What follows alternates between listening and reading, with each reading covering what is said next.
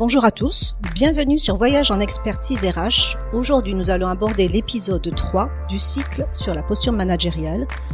Posture ou imposture managériale. À quel moment l'adaptation de sa posture managériale peut être considérée comme une stratégie positive ou au contraire interprétée ou perçue comme une forme de manipulation? Où se situerait la frontière, l'éthique? Encore une réflexion paradoxale. La question se pose sous l'angle de l'intention.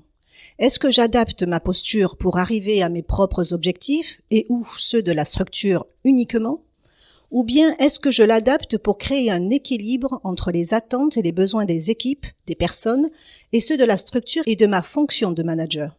La question telle que posée paraît évidente, mais la frontière n'est pas si évidente dans les faits et les situations sont parfois plus subtiles que cela.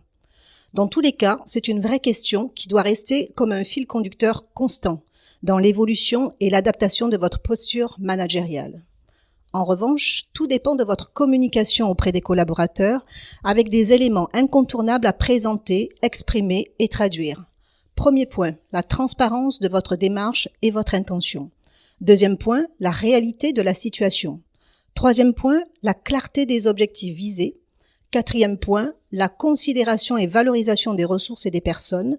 Cinquième point, la compréhension des contraintes. Sixième point, la mise en place de modes de fonctionnement adaptés. En effet, travailler sur votre communication contribue à développer et optimiser votre posture managériale.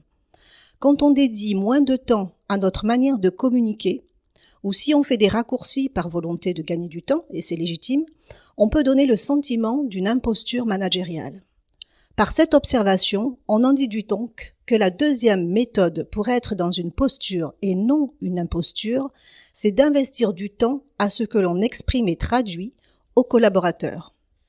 On a plutôt tendance à dire et informer, plutôt que d'exprimer et traduire ses intentions, la cohérence des objectifs et la manière de fonctionner pour y arriver. Mais est-ce qu'il y a une différence? Eh bien oui, dire et informer, c'est une posture explicative. Exprimer et traduire est une posture tournée vers ce qui fait sens et donne du sens.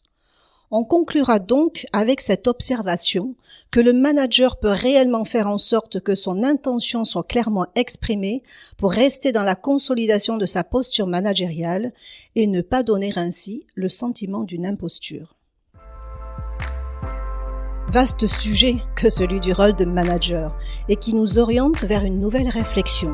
Si on pose l'hypothèse que le manager est au service d'eux, mais de qui précisément? Je vous invite à le découvrir dans notre prochain podcast Voyage en expertise RH.